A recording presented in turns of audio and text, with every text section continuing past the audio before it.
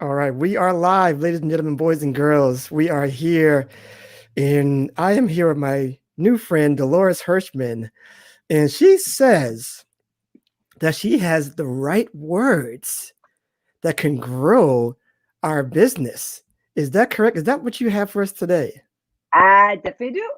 All right, awesome. Well, we shall see in this latest episode of the Authority Project.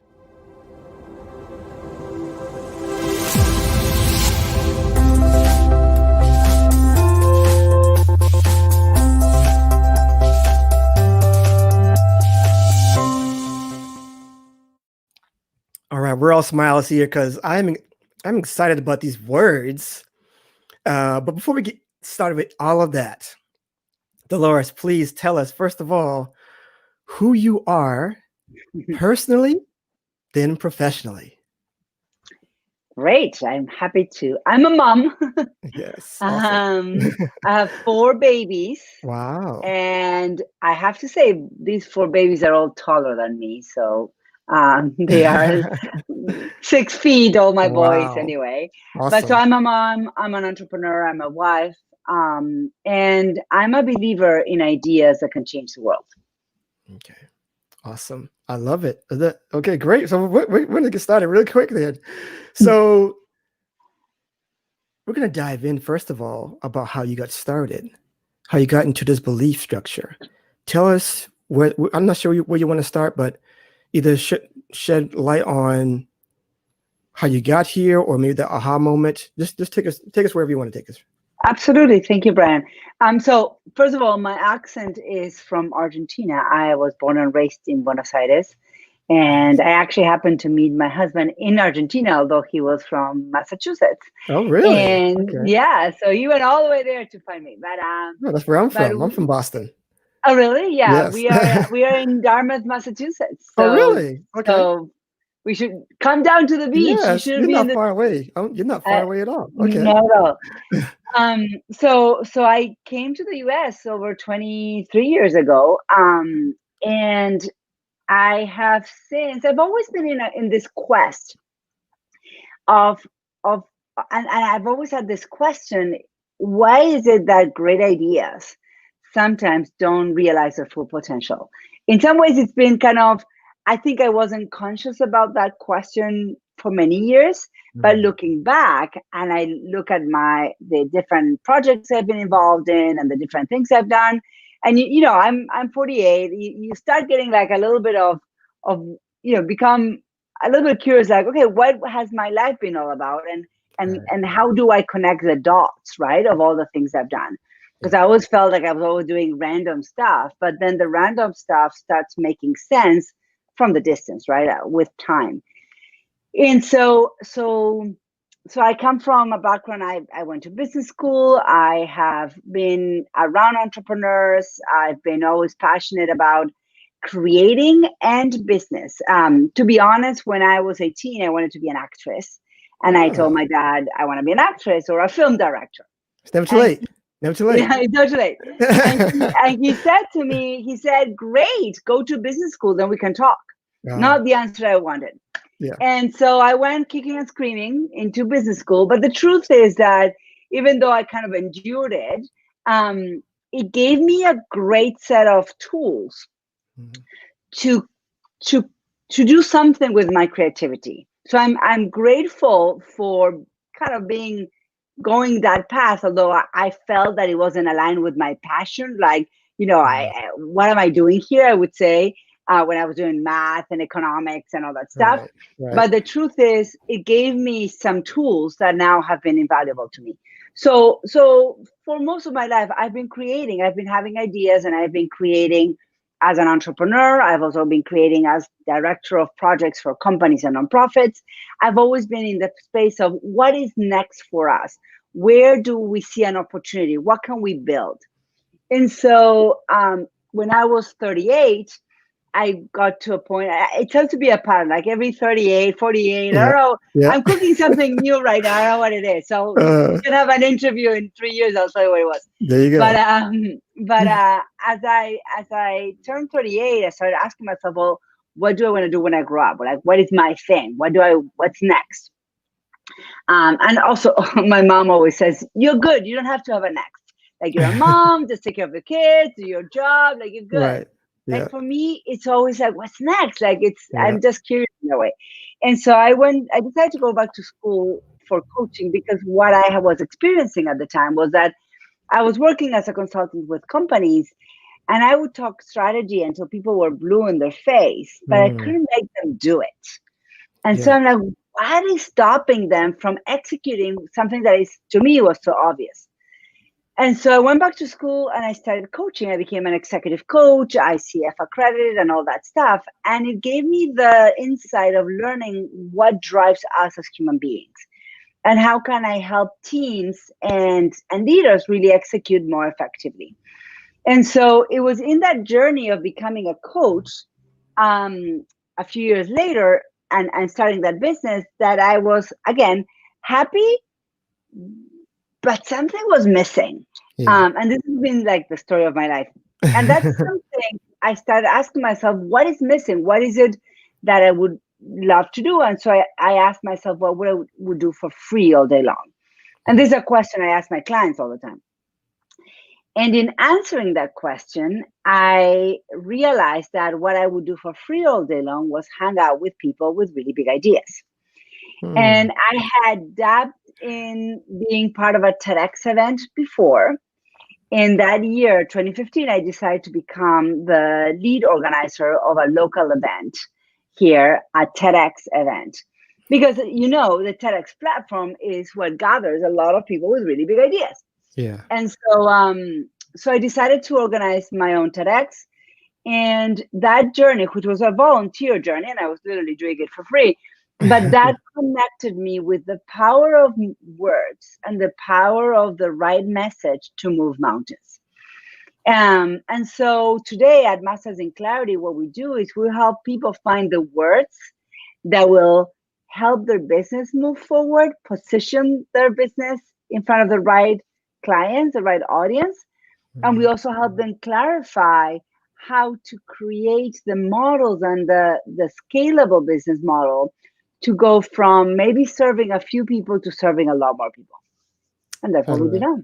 I love it. So I want to dive right into these right words. I mean, I don't want you to. I'm not sure if you want to give everything away, or you don't have a business, right? So, give us some great ones, or some simple ones So that here, are will stick right now for us. so here's the answer you don't want to have, but this is the Okay. answer I'm going to give you.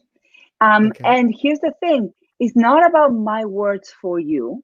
It's about Mm, your words, your clear, concise, straightforward message that will get someone that hears you raise their hand and said, "That's the guru for me." oh, okay. And so there are some little tips I'm going to share. You don't have to take them, but it is important as we communicate with our markets that we move from talking about what we do to talking about what we stand for. Yeah. People want to work with someone who is clear about their bigger mission. Hmm. And it's also communicating clear the problem that they solve. So I believe that to grow your business, you must have a clear message. And that when you have a clear message, the clients will come to you. So I Mm, just shared with you two things. I shared what I stand for, yeah. and I also shared the problem I solve. Yeah. It's that's simple, right? I'm gonna stop you right there because that's simple, right? But even it's a lot. It's hard for a lot of people, even for me It's this very year. hard. Very hard for people because, and this is my philosophy. I'm not sure everybody. I'm not sure everybody. This is part of my things that I teach is that everybody is great at more than one thing. So I think that's where they get mixed up. Like, even some of the guests that come in are like, well, I do this, I do this, I do this, and I do this. I also do this and that and this. I was like, yeah, okay, but I need one thing. So, so, so, so getting clarity on that message, it's simple, but it's not easy. So how do you make it So let me easy give you a for us? very clear visual on this. I love talking metaphors. Okay. You live in a home. right? Or an Yes. apartment, right? Yes. How many doors do you have to get into your house? That's a good question. One or two? There- there's one main one for sure, One but there's main got to be door for sure. there's at least two. There's at least two for sure. Oh, actually Listen, three. maybe two. Yeah, Uh, yeah, but a basement one door. main door where you can ring. Yeah, but there's one main door when you can ring the bell. Yes. And if a car pulls up, it will be obvious where they would ring the bell and deliver the flowers. Very true. Very true. Yes. Yes. It's not a house that is like this, and you have the bathroom door and the bedroom door and the office door and the main door and the kitchen door and the closet door. And Right. you follow what I'm saying? Yes.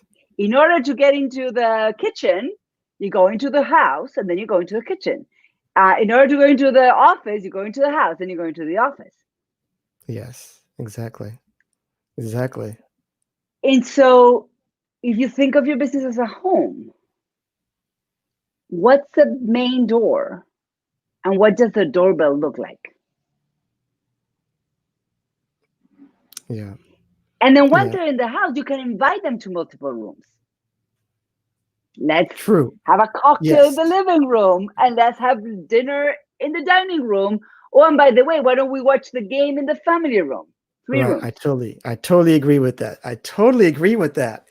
But, How do we Dolores, do it? well, yeah. And then how do you talk to people? And I'll just put my son out there. I'm not sure he's not listening anyway, but I'll put him out there because I'm like in the midst of talking to him, like, he's like, I don't know what to do. I don't know what I'm good at. I How old mean, is he? he is now 27. Great. He He's won't know for a little 27. while. Yeah, probably not. Probably not.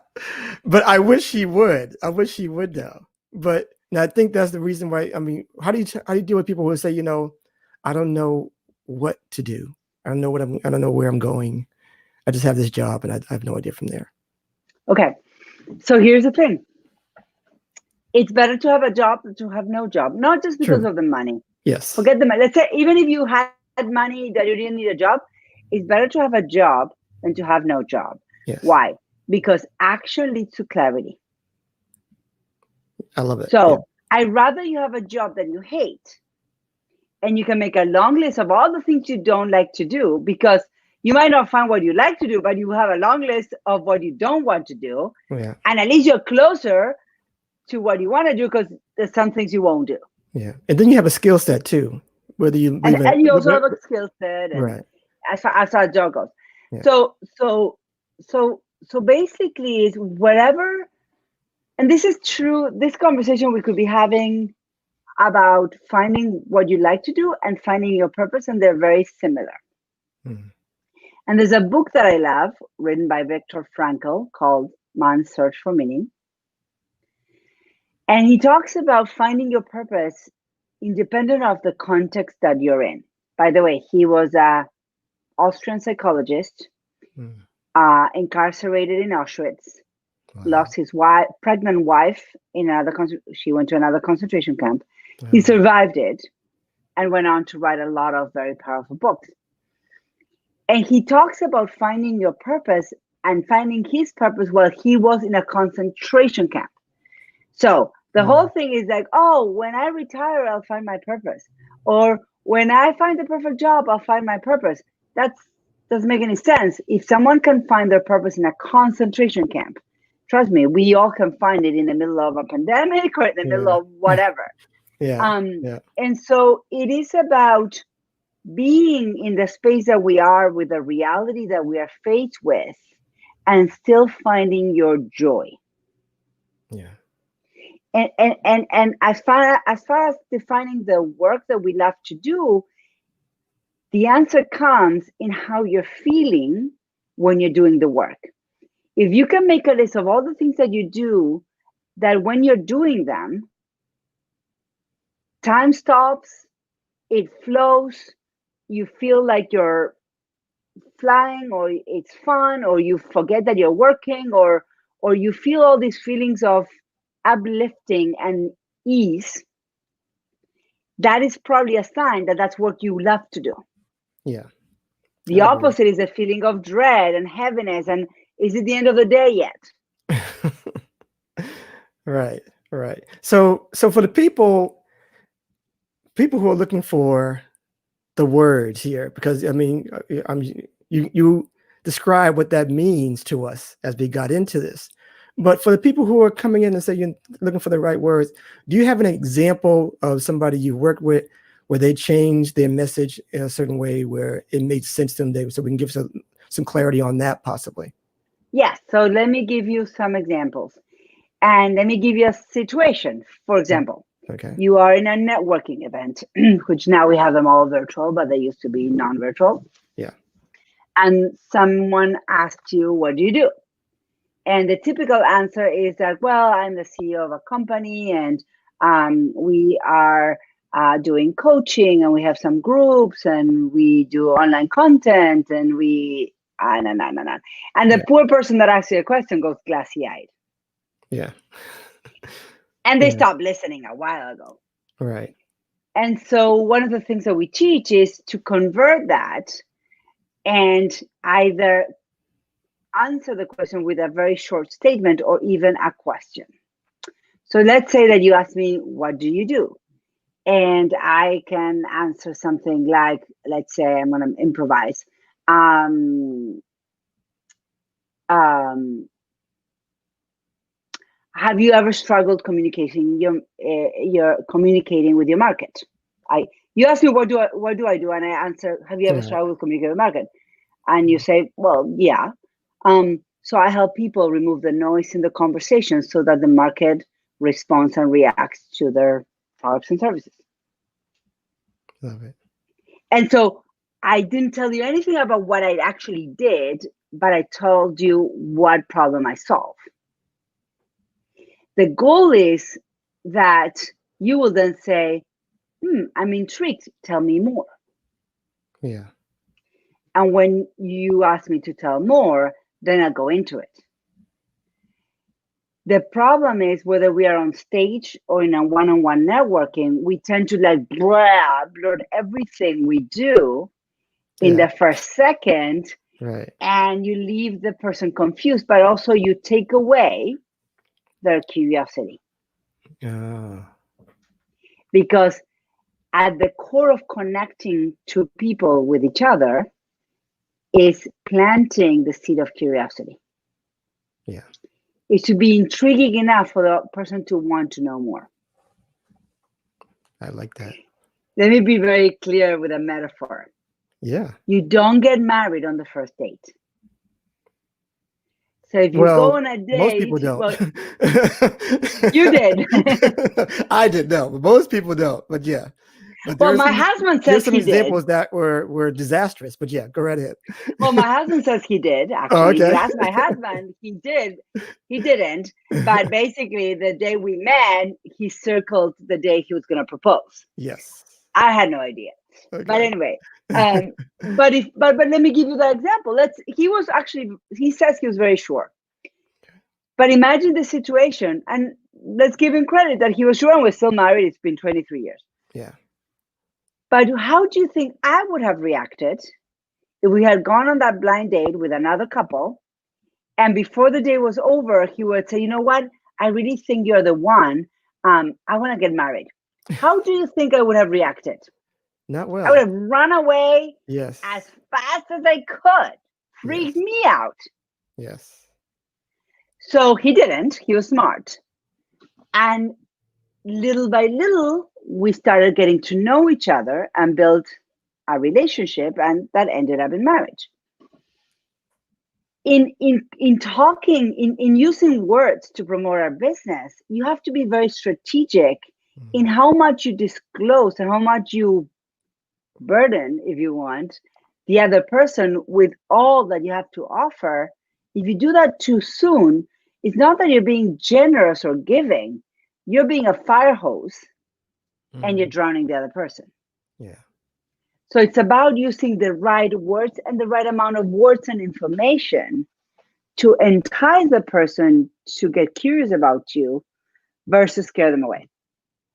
So let's dive into that real quick because we're up against it a little bit. But tell us at this point, when you say scaring them away, what would constitute somebody doing the wrong thing and scaring people away? Yes. So first of all, asking for their business in that first meeting, whether it's by email, by Facebook post, or in person. Yeah. Do you want to hear about my package? Like, if I were to say, "Hey, Brian, I love meeting you. Do you want to hear about my the pricing of my coaching services? How does it? How do you feel right now?" I hate that. Like, yeah, no, dude, no, forget it. So the wrong thing is A, to overload with information. B, to talk about in detail of what you do versus the problem that you solve. Like, who cares how many coaching calls you get with my program when I still am not sure if you can solve my problem? Right.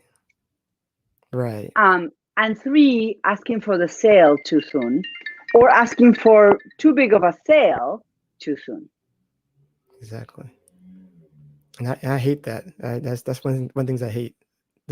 Probably the most online is those tactics. So yeah, treat it like you're dating and take it, I think some people are just too fast, and I think they're taught that way though. It's not something that's innate. They're taught to do these things. So how can we untrain somebody in doing that? Yes, simple.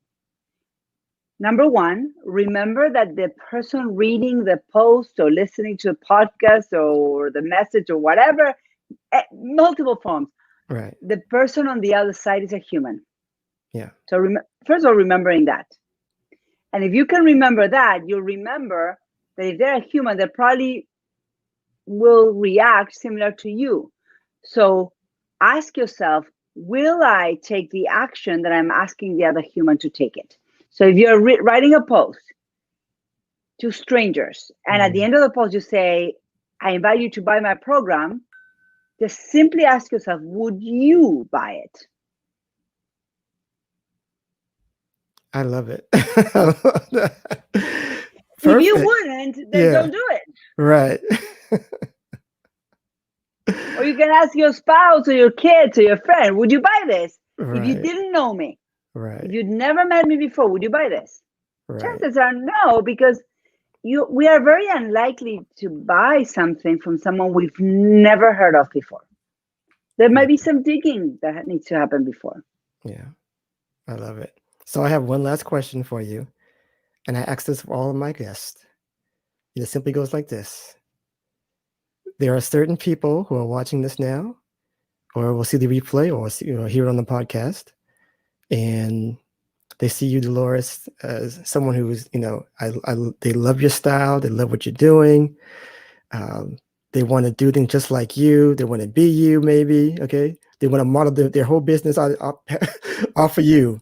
Tell them how you have become, or how they can remember your success in being the authority in this space. Yes, and so here's what I want to say to you: own what you know. Be very confident in what you know. Partner and look for people that will support you and that you can support them. And be really clear in what you offer, and be also very clear who you want to work with. In business, clients choose us as service providers, but also we choose the clients we want to have. So your clarity will lead to you positioning yourself as an authority. I love that. I love it. Awesome stuff. I so appreciate it. I'm glad how you stuck the same with the right words, because you did it in a very sneaky way, but perfectly done. I love it. So tell us now how people can connect with you after the show and communicate with you. Absolutely. So there's a couple of ways. You can go to we.mastersinclarity.com/BC and download an ebook that I wrote about how can we use, and the whole works is about using like my experience from a TEDx organizer. And so how can you use my TEDx experience to clarify your message and your position? So that's one gift I have for you. Okay, You hold can on also 1 second, because you were very fast and you have a very Beautiful accent. So say that a little slower again. The we what? Say it again. we.mastersinclarity.com/B as in boy and C as in Charlie. Awesome. Awesome. And then you can download my ebook where I will teach you how I use the TEDx strategies to clarify your message and Yes. stand out in your marketplace. I love it. And you have another link for us or something else? You can also go to mastersinclarity.com and click start here and hop on a complimentary call with us. I love it. Awesome. Dolores, this is amazing. I know we were up against it. We were kind of we're both busy people getting this together, but yes, we got it done. I'm so glad you were here today. It was a great way to start off the week. Thank you so much. Do you have any other last minute words of wisdom that you want to share before we go?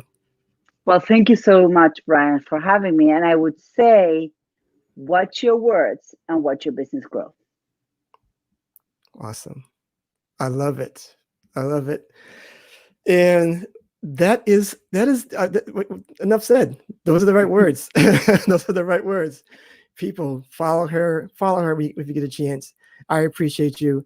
And again, we're in the fourth week of our digital product giveaway as we transition from live stream to actual podcasts. So this week we're giving away some AirPods. Now, cool. they could be wired or wireless, depending on how many people show up to support that. So get on that, share, and get in there and get entries for that. We appreciate your support, as well, of course. So go to theauthorityletter.com to get signed up for that, and for other tactics that we'll share with you after the giveaway if you want to keep on going with us. All right. So take care. That's a wrap for right now. And I appreciate you all. Be blessed. And that is it for the Authority Project. Take care. Thank you.